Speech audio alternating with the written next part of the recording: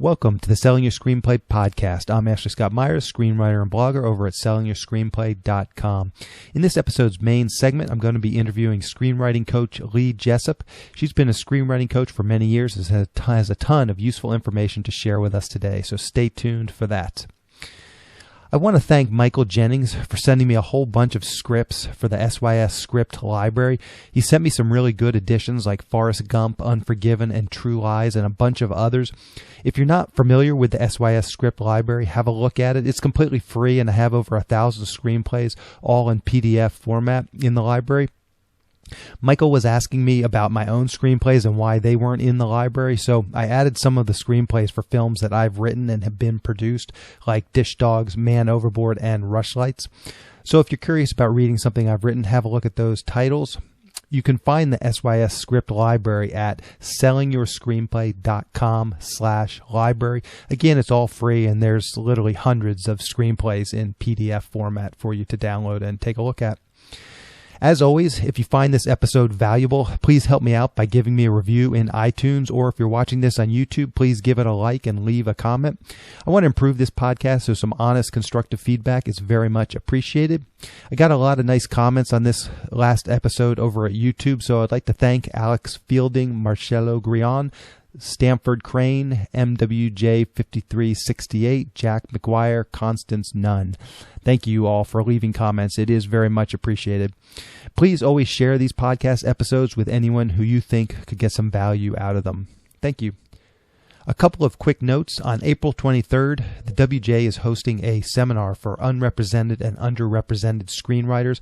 I'm going to be speaking on the panel, hopefully giving my insight about how a screenwriter can market their own work.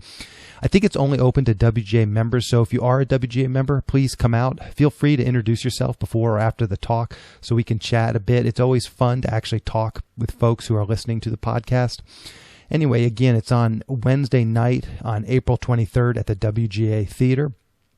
Also, any websites or links that I mentioned in the podcast can be found on my blog in the show notes. I also publish a transcript with every episode in case you'd rather read the show or look at something later on. You can find all the podcast show notes at www.sellingyourscreenplay.com/podcasts.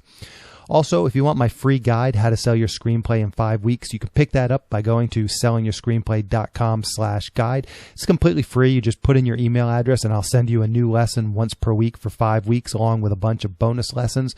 I teach the whole process of how to sell your screenplay in that guide, how to write a professional logline and query letter, how to find agents, managers, and producers who are looking for material. It really is everything you need to know to sell your screenplay. Just go to sellingyourscreenplay.com/guide. Plus, a lot of the stuff that I talk about on the podcast will make a lot more sense if you've read my guide. It will give you some additional context and background on my whole marketing approach. So definitely check it out if you haven't already.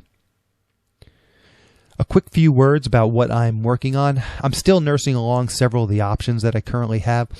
I did a blast about a month ago for my dark romantic comedy. I'm starting to get some responses on that. So far, no takers, but we'll see how that all turns out. It's a bit of an out there screenplay, so we'll see. I'm almost done with my next spec, which is a limited location horror thriller that I'm pitching as Hostel Meets Deliverance. I think this script is pretty marketable and it'll be easy to shoot, so I'm hoping that I can find a producer who's interested in that one. I'll be real curious to see how it goes. I'm hoping to get it done and blasted out by the end of April. I had an interesting talk with my good friend Nathan Ives this past week. He's been my writing partner on a few scripts, and he recently wrote and directed his first feature. He's out trying to sell it now. He had a meeting with one of the big VOD services, and they told him that the best low-budget independent films right now, from what they were seeing, are conservative Christian family films. I actually have two small daughters. My oldest is 4, and she loves movies and has been watching all the Disney movies recently. So for the first time in my life, I'm actually thinking about writing a family film. Might be a nice change of pace. As I said, I'm just finishing up a horror thriller, so turning to something more family-friendly might be kind of a fun change. And it sounds like there's a good market out there for them. So I've been kicking around a few ideas. So we'll just have to see how that goes. But if you like those types of films, family films, if you have kids and you watch a lot of them, I would definitely encourage you to start keeping a little notepad of all your family friendly ideas and possibly writing one of those. Because as I said, I've heard this recently from my friend Nathan, but I hear this quite often, that family films, there is a good market, and it's fairly underserved, especially that sort of low budget Christian niche. There's a lot of people out there that want to watch those movies, but there's not a lot of people in Hollywood producing them, and certainly not a lot of screenwriters writing them. So now let's get into the main segment. Today, I talk with screenwriting coach Lee Jessup. She's optioned material as a screenwriter and has spent many years working in script development as well. Here is the interview. Welcome, Lee, to the Selling Your Screenplay podcast. Thank you for coming on and talking with me today. Thanks for having me on. So just to start, let's maybe you could just give our listeners a quick overview of your career, some of your career achievements, and kind of just how you got to where you are now. Sure thing. I was actually born into the industry. My dad's a film producer, so I literally grew up on film sets. That's how I learned filmmaking. I'd go to set, I'd get assigned, or somebody would get assigned me. And as a kid, I would just learn the ins and outs of making a movie. This was back in Israel when, bringing the producer's kid onto set wasn't quite as pretentious.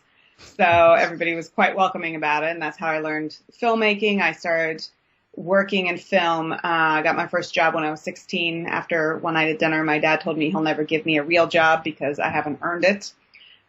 So I decided to go out and earn it. I worked physical production for a number of years, went on to write a screenplay. I was young. I was in my early 20s and thought, what's a young filmmaker to do if not tell stories? So I went and told stories and was very, very lucky to get the screenplay optioned by a pretty big production company and bring on, then it was William Morris, to package the material, which was the most illuminating experience because I found out that being a screenwriter is just not what I wanted to do. To me, development hell was just that. It was hell. And so I went to the other side of development because I really enjoyed working with writers a lot more than being the writer myself. From there, worked development for a number of years. Then went for a desk job, what I called, my attempt at normalcy. Just felt the development, my heart was always with the writers, with the screenplays. Every time I had to make a call and tell a writer or tell a director that we're letting the project go because the slate is too full or just something didn't work out with financing or an actor dropped out, it was a little too devastating for me. So I took a job running sales and marketing for an internet company that catered to the entertainment industry, and within a year got a knock on my door saying, hey, we heard that you worked some development and we have this brand, Scriptshark. Do you want to come and run it? So, I was right back to scripts, and at that point I kind of relinquished control and understood that the universe had bigger plans for me than I had for myself as far as working with scripts and writers. Ran Scriptshark for 5.5 years, almost 6. And then through that, got to know a lot of writers who just came to me and said, hey, can you give me some advice? Can you give me some help? Can you support me? Can you give me some input on this particular situation? And that ultimately led to me doing what I'm doing today, which is working with writers full time on the career side of things. I see. Perfect. So can we take a step back? You mentioned the option you had when you were, I guess, in your early 20s. Yeah. I always like to just talk. I feel like I learn a lot just by hearing specific examples. How did you get that script optioned? What was what was the premise of the script, and how did you get it to people that could make it and get it read and optioned? It was an indie comedy, really quirky kind of piece of work. That was an homage to Fellini, really. It was about a man who was given a pair of Fellini's shoes when he was in his early 20s, and since then believed that his mission in life was to become Marcello Mastroianni in 8.5, and proceeded to screw everybody's life accordingly, if only so that he can fulfill his mission. And the story really took place when he returns to the small town that he left, as a bit of a hero, the guy who met Fellini, who's going to go be a director. Small town that he returns to, and the daughter that he abandoned he returns to really face who he is and who he isn't, and the damage that he's caused over the years.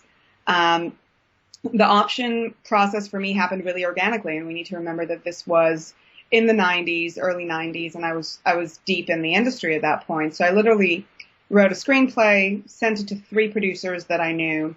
One hated it. One was like, I don't get it. I don't understand it. I don't know why you did this. The other 2, however, really liked it, and one went as far as to say, okay, we want to option this. This is exactly what we're looking for. It's the direction we want to go in. It's, it's made me happier than any script I've read in a while, which to me was a great compliment.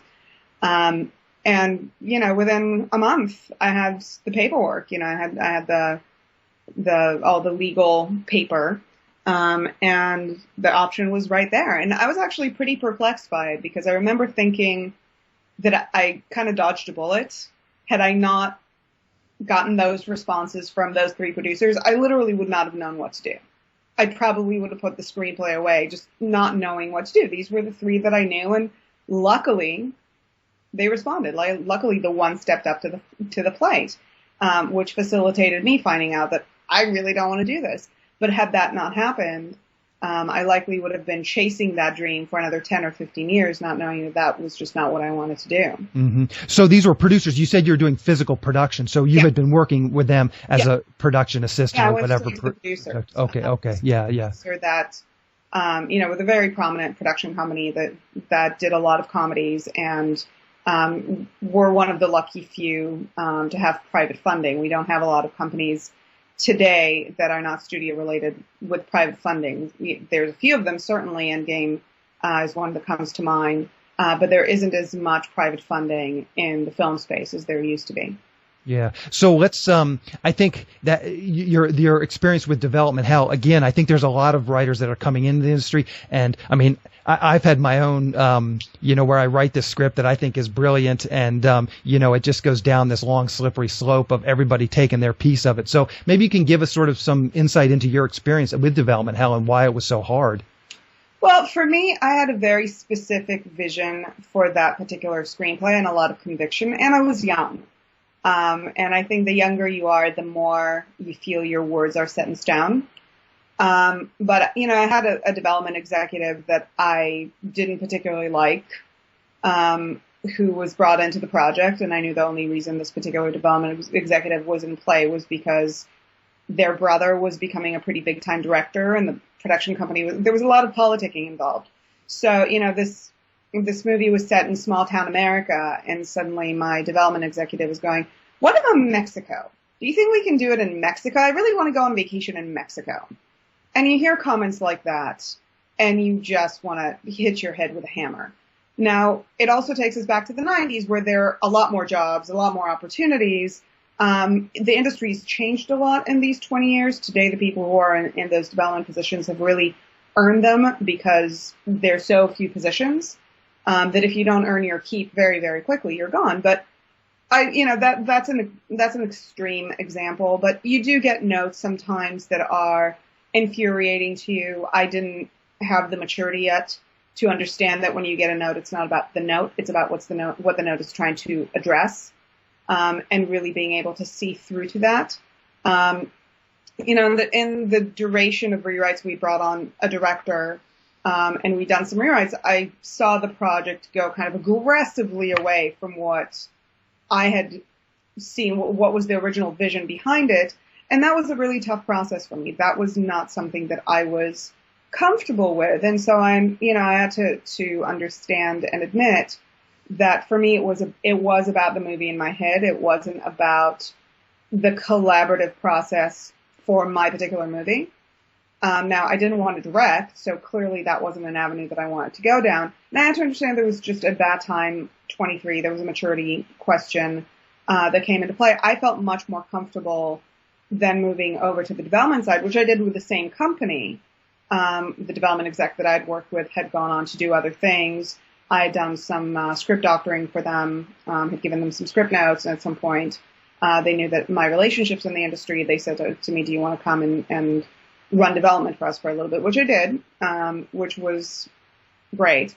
But, I felt much more comfortable helping the writer bring their script to its best level, than being the writer to do. And I felt that I didn't respond as well to notes as I would have liked to. And again, you're in your early 20s, and I do think there's a lot to blame on that. Even though the producers were happy with me, the director was happy with me, I kept great relationships from it. I truly didn't enjoy it. So as much as I put it on myself, because I'm one of those people, I like to take a lot of responsibility. At the end of it all, I just really didn't enjoy it. I didn't get off on it. I didn't feel that I became a better writer through it. I didn't feel I became a happier person through it. Mm-hmm. So while I delivered what everybody asked for, it just didn't do it for me. So let's talk about you. So your next phase was running this development office.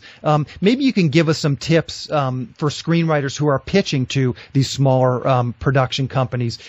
What are some of the things that you've seen people do really well, and what are some things that you've seen people do really poorly when they go and pitch, whether it be over the phone or query letter or whatever means they can? For me, pitching is all about being very deliberate in what you say and what you do. Being self-effacing rarely works. Don't do it. Somebody wrote me a query letter once and said, I'm sorry to bother you with this letter. I'm not very good with words. I understand he meant to be self-effacing, but that it didn't translate the way that he wanted it to. So I like writers to walk into pitches, to walk into meetings prepared. So always do your research, know who it is you're meeting with, understand their slate. Never wing anything in this industry. Nobody's ever gone anywhere in winging it. So know your pitch, know who you're pitching to. Don't be too verbose in your pitch. If you're not being asked to deliver a 20-minute pitch, don't. Most people are just looking to hear what you're thinking about, what you're developing. And so I find that a lot of writers tend to walk in and overload their pitch with plot points. Ones that the listening executive just can't keep up with. We're not going to remember all of that stuff. We're looking to hear very, very specific things like, who's the story about? Who can we cast in that role? Who's the audience for this? What genre does it fall into? What kind of budget is it going to be delivered for? Are there any problem areas that we should be aware of? Like, is this a wartime drama? Are there kids involved? Is this a story of a pet?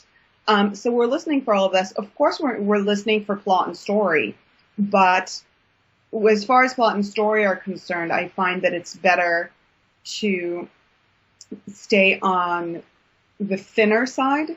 And if an executive will want to know more, they'll ask you.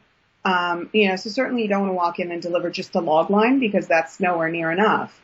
But, stick to, 10, 15 plot points. Don't give me the whole narrative retelling of your movie, because I'm not going to remember that. I'm not going to remember marginal characters.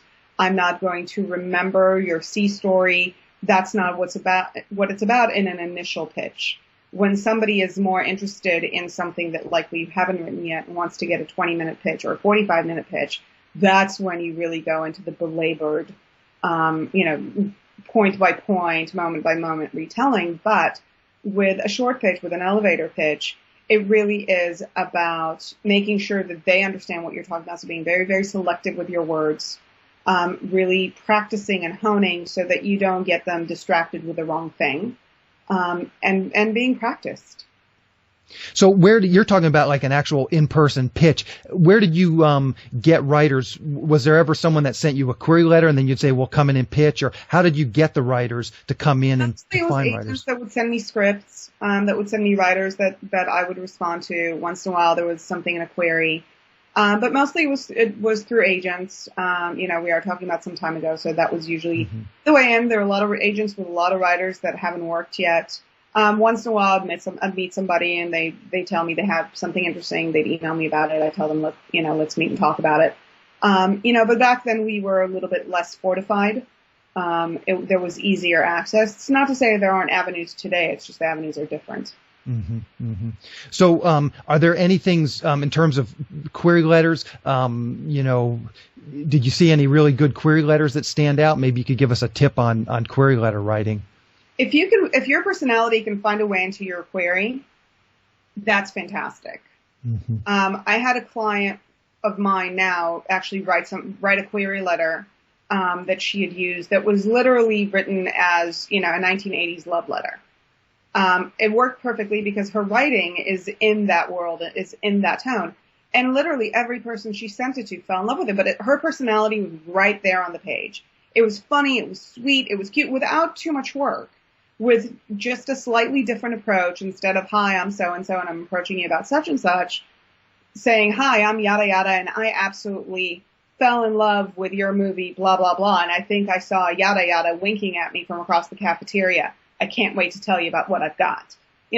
It was just one of those that was seamless and attractive and unique and made the writer stand out. Now, if you can't do it, don't try too hard, because when a writer tries too hard to be funny, it never is. Yeah.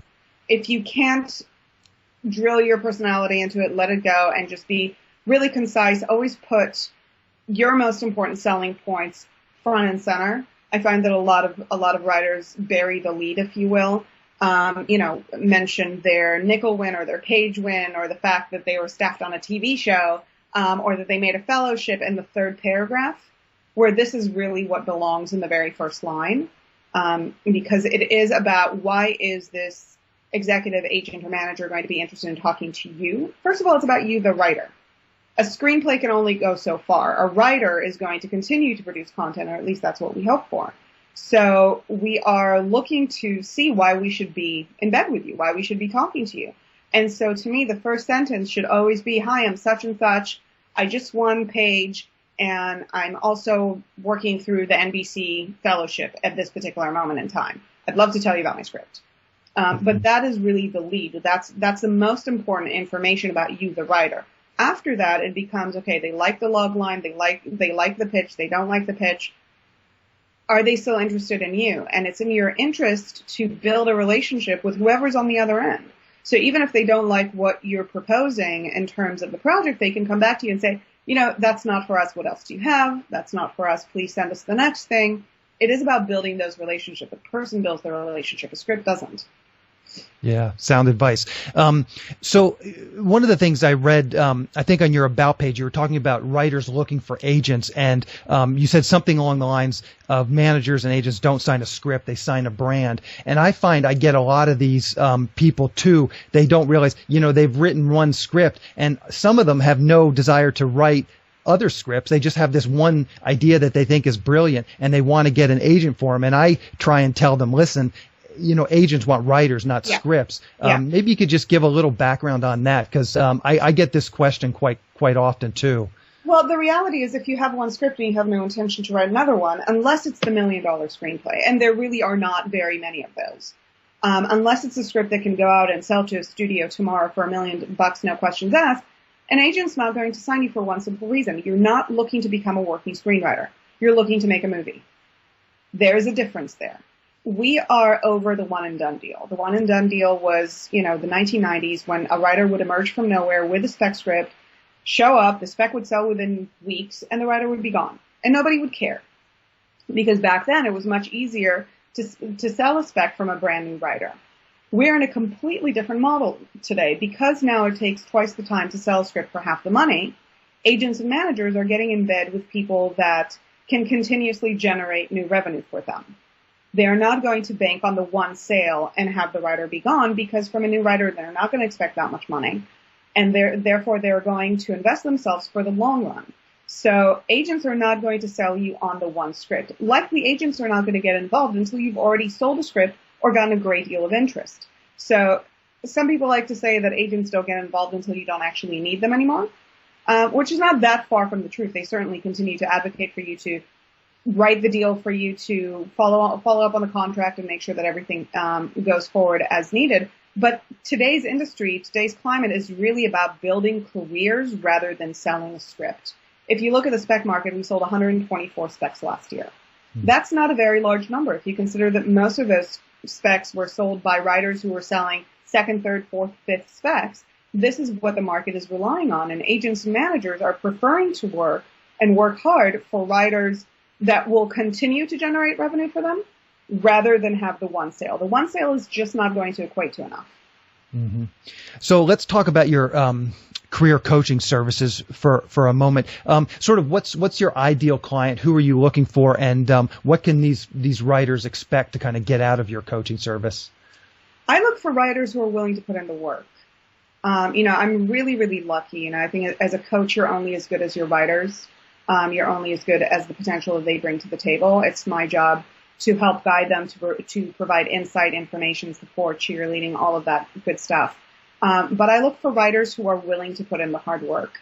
And I've been lucky. I work with writers who are, just graduated UCLA, or, I have a client who's just now starting writing programs but wants to understand her brand and really build it consciously, all the way through to writers who've been nominated for the big awards, for Golden Globes, for Academy Awards, for yada yada. So I do have a nice variety of writers. I always tell my clients that physical coaching is great. Coaching sessions are great. Having conversations are great. The work actually happens between sessions. So I always look to see what's the client's goal and how do we get there? What do we need to do? There's a lot of frank discussion. There's a lot of honesty about where the body of work is, what's working for the writer, what's not working for the writer, what the writer is doing right, what's the writer doing wrong, and then setting goals in order to move the client closer and closer to their career. What I care about at the end of the day is forward motion.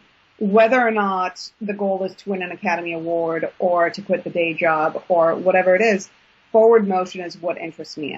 I recently had a discussion with a client whom I really enjoyed meeting with, but he just didn't do the work. So sure, we can grab coffee, every month and talk about what he should be doing, but he wasn't doing the work. So at that point, I shouldn't be taking the money because there is no progress. Mm-hmm. For him, the work was showing up to meetings, and a career is not going to sprout miraculously without the hard work going in, without the conscious deliberation about the body of work, without really making the scripts as strong as they can be, without getting screenplays vetted, without getting as much comments as we can, without pursuing the different avenues that writers have to market themselves, to create pedigrees for themselves. So that's where the work really has to go in. I'm here to support, to provide input, to provide guidance, to help figure out what's next, and to do some of the thinking on that side. I'm by nature a strategist. That's what I get off on. So I'm happy to apply to writers and what they should be doing next. But a lot of work does fall on the writer. Mm-hmm. So there's the career strategy aspect. Does it get down to actually giving notes? The person's writing a script and you still use your development skills to actually give them notes on specific writing that they're working on? I will give verbal notes. So I don't do written notes, frankly, because I feel there are just way too many out there who do coverage. This is what they do. They do it well. Mm-hmm. They do it in a more affordable rate. And, they're readers that I work with, that I love, that I refer my clients out to. I do provide verbal notes. So we will sit and discuss a piece of material and some general ideas, some broad strokes ideas. And for many of my pros, this works just fine. When it's getting into the minutia of things, it is about going and getting a set of notes and then sitting down and discussing them with me. I will do kind of in-depth discussion on outlines. I see outlines from all my writers all the way through to vetting ideas. So when a writer comes to that moment when a screenplay is finished and what's next, we'll sit down, we'll go through a creative development session where I will ask the writer to bring in 5, 6, 10 ideas to make sure that the writer is working on the best idea that they have for their brand and for the market. So we'll really kind of hone in on that and make sure that from there we go through outlines, then we go to draft. On occasion I'll read pages as the writer writes. But that's really a courtesy. But I always ask for a second set of eyes on the material because that's how the industry works. You have to convert a lot of fans in order to see your work really rise to the top. So I mentioned this to you before we started the interview. I think a lot of the people listening to sellingyourscreenplay.com, I mean, my whole thing is really how to sell scripts. So most of the people who come to me have already written 1, 2, 3, maybe 5 scripts. They may have an agent or a manager. They may have even optioned some stuff. And it sounds like you coach people sort of in this group as well. What are some of the big problems you see with writers in this stage of their career? They're not necessarily making a full-time living from writing, but they're definitely past those sort of beginning, very basic stages. And what are some of the problems you see with them, and what are some of the solutions that you offer to them? Well, it can vary. I mean, with writers who've had a script that was very successful for them. So with a writer who had a script on the blacklist, or who won a contest, or who got an agent or manager on the merit of the script, or who made a sale, next script is going to be a nightmare. There's this expectation the first draft is going to be in the quality of the final draft. There's a lot of managing your agent and your manager that I do with my clients. I would say about 40%, maybe even 50% of my clients are repped. But that doesn't mean that those relationships are as optimized as they can be. Sometimes it's the fault of the writer. Sometimes it's the fault of representation. I do find that a lot of writers kind of jumped on a manager without really vetting the manager, finding out whether or not it's a fit, just to have a manager, which doesn't work in the long run. So it's figuring out where the relationship is succeeding or failing and what we need to do in order to get more out of management. Certainly I have writers who've sold specs and have since lost the interest of their representation because they weren't able to replicate the effort. So how do you get the industry interested again? How do you reinvent yourself? There is that concept of constantly having to reinvent oneself, and making sure that your velocity as a writer, you are generating enough and not getting stuck on the one script that you think will get you there. There's a myriad of problems that come up for every working writer up there. Whether or not they were able to quit the day job or not yet. So what are some of the solutions for the writer that has sold a spec or something, and it sounds like just doing the work, writing more scripts? Doing the work, really understanding what is in their best interest to write, not trying to replicate the exact same script, lowering their expectations for themselves a little bit. I find that writers tend to be perfectionists more often than not, and that can be a real stumbling block. Allowing themselves to walk away from the computer, to walk away from a piece of writing for a little bit, really rejigger their expectations.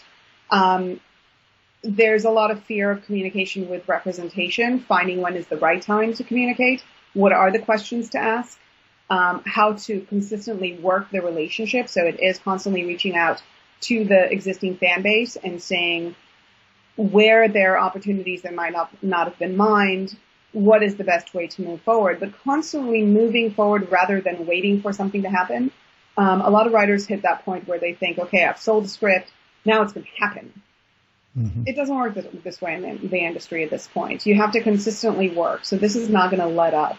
Understanding where pressure is positive and where it's not is a big thing, so understanding where you're setting expectations too high with the next script. Also making sure that the script is either in brand, so something that's expected of you, or if it's out of brand, something that you've earned the right for. So if you've sold a comedy script and, the next thing you want to write is an action thriller, your fan base is not going to know what to do with it. You have to have a large enough fan base to understand when you can truly write that script and get away with it. Mm-hmm. So yeah, there's a million solutions, a million things to think about. It sounds like identifying the problem is really the first step to coming up with a solution. So that's another interesting point you make as far as branding goes. What do you recommend to those writers if they've sold something as a comedy and then they really have a passion for writing action? I mean, how do you retool and start to write in a different genre than what people are used to seeing you in? Well, I find that the more success you've had in one genre, the easier you can migrate to the next. So you've done something right once. The industry will want to see you do it right a second time.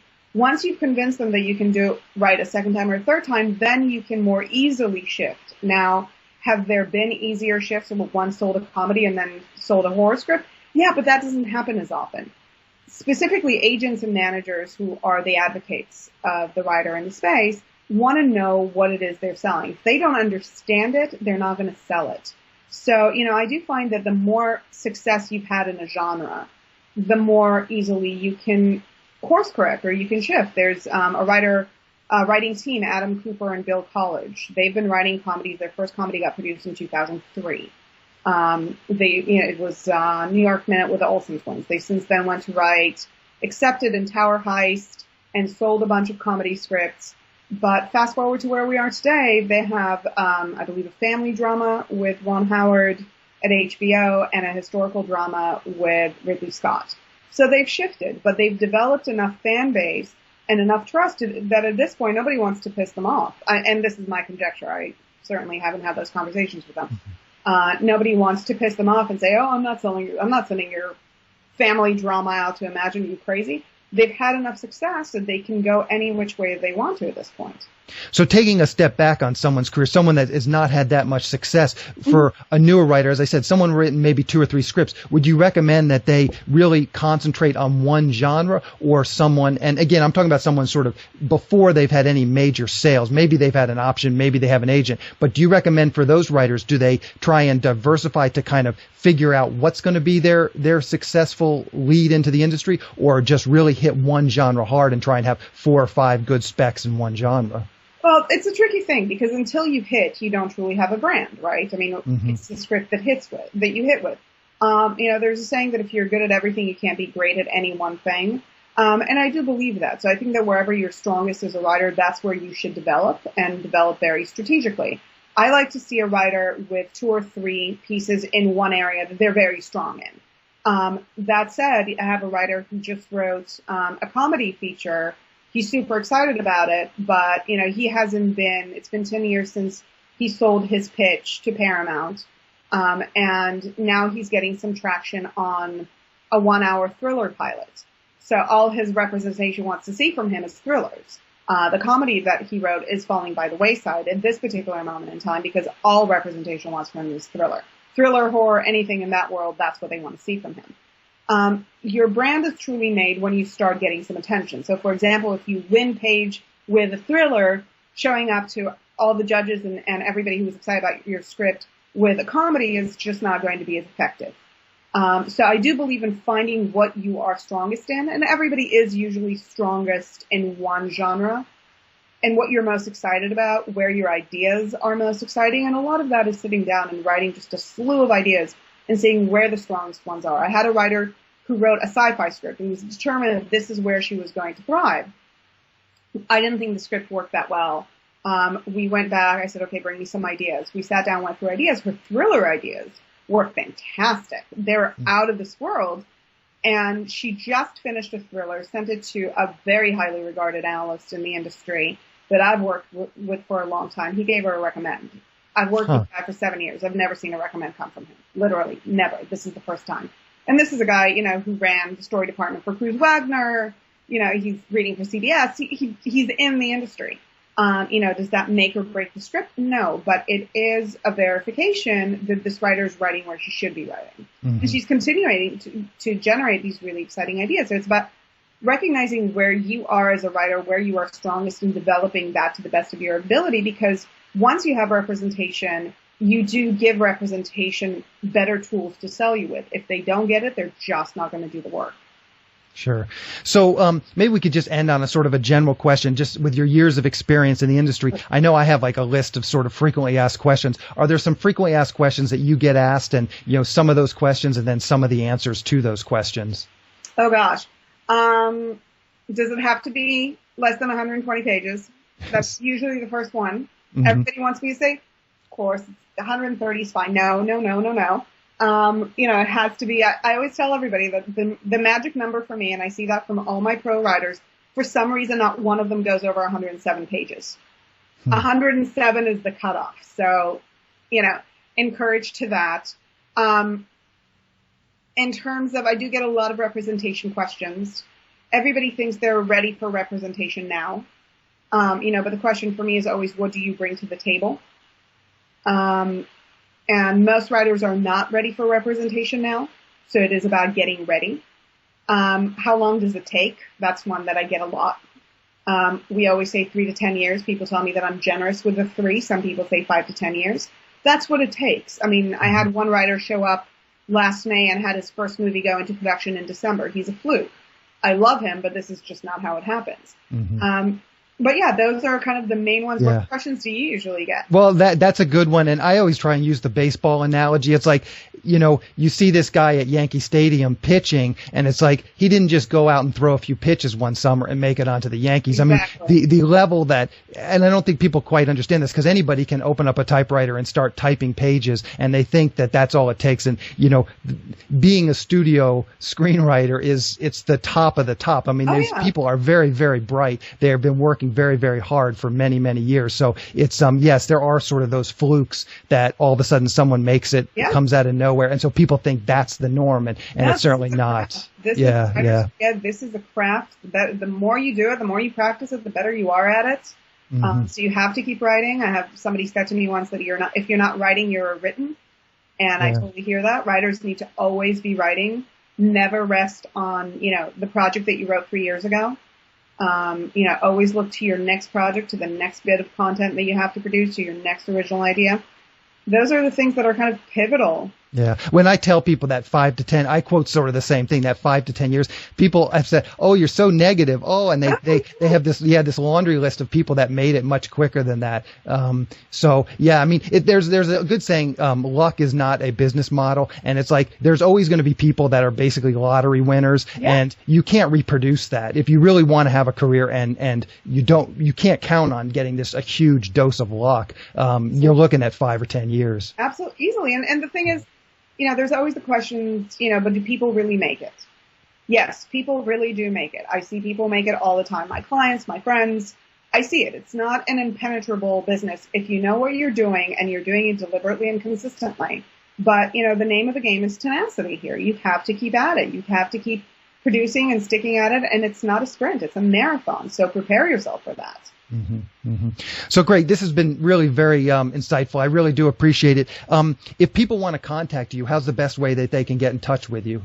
My best resource for contact, or the best way to reach me, is my website, which is leejessup.com, LEEJESSUP.com. Okay, there's a contact form on there that you can always reach me through. Go straight to my email, and I usually get back to people rather quickly just because I'm anal about it. And if something's not answered, I don't sleep well. Perfect. And I can link to that in the show notes. So if anybody's listening to this, they can just check out the show notes, and I'll put a link straight to your website there. Please do. So, well, thank you. You've been very generous with your time. I really do appreciate it. It's been very insightful. Thank you so much for having me. Just a quick plug. I'm going to be running an online class called How to Make the Opening Pages of Your Screenplay Awesome. The opening pages are by far the most important pages of a screenplay, and so often writers squander them. I'll be discussing the opening pages of 5 great screenplays and pulling out some great lessons from them. The screenplays I'll be using are Natural Born Killers, Lethal Weapon, Raiders of the Lost Ark, Legally Blonde, and The Shawshank Redemption. The screenplays are all available in the SYS script library, so if you haven't already read these scripts, definitely check them out. They're all good pretty much from top to bottom, so they're worth a read. Also, as a bonus, and for anyone who signs up for this class, I will personally read the opening few pages of your screenplay and give you a verbal critique during the class. And we'll see how your pages stack up against the produced screenplays that we'll be looking at. So, if you'd like to hear what I have to say about some of your pages, this is a great way to do that. Check out sellingyourscreenplay.com/classes to learn more about the class and to sign up. If you're listening to this after the class has taken place, no problem. I record all the classes, and you can view them at your leisure by joining SYS Select. To learn more about that, go to www.sellingyourscreenplayselect.com. In the next episode of the SYS podcast, I'm going to be interviewing Doug Richardson. He's written such blockbusters as Die Hard 2 and Bad Boys. He's got a lot of great stories and insight into screenwriting, so keep an eye out for that. In this episode of Writing Words, I wanted to talk a bit about my own development hell story. I feel like a lot of newer screenwriters are a bit naive when it comes to how the entire process works. Lee touched on her own experience with development hell, and what she described is fairly typical. So if you're serious about being a screenwriter, make sure you're ready to deal with this. The recent screenplay that I wrote, the dark romantic comedy I mentioned earlier in the podcast, has a very long and I think very funny title. I got an email from someone saying that the title alone would prevent me from ever selling it. And what was funny was the very next email that I got was from someone who said they loved the title and thought I should be able to sell the screenplay based on the title alone. So there's really no accounting for taste, and there's often is not a right answer. So many years ago, I got into my own development hell situation with a film noir screenplay that I had written. The producers brought on a director, and we started to rewrite the project. This is fairly common. When a director or even a major actor comes into a project, they will bring their own ideas, and you'll almost always have to make some changes to accommodate them, especially directors. I mean, some directors can insist on some pretty major changes. So I had a subplot there where the protagonist was an artist and he painted pictures in his spare time. The director hated this subplot and thought it was superfluous to the story. I disagreed, but what do I know? So I removed the whole subplot. Well, I'm not sure what happened, but things didn't work out with that director, and the producers eventually found another director. So we restarted the whole rewriting process all over again. Well, this new director thought the protagonist was underdeveloped. So I suggested that maybe he was an artist and painted pictures in his spare time. The new director actually loved this idea, so I dusted off the old draft and sent it to him as the rewrite. In the immortal words of William Goldman, nobody knows anything. I guess the moral of the story is make sure you save and document your various drafts well in case you need to go back and get them. Anyways, that's our episode. Thanks for listening.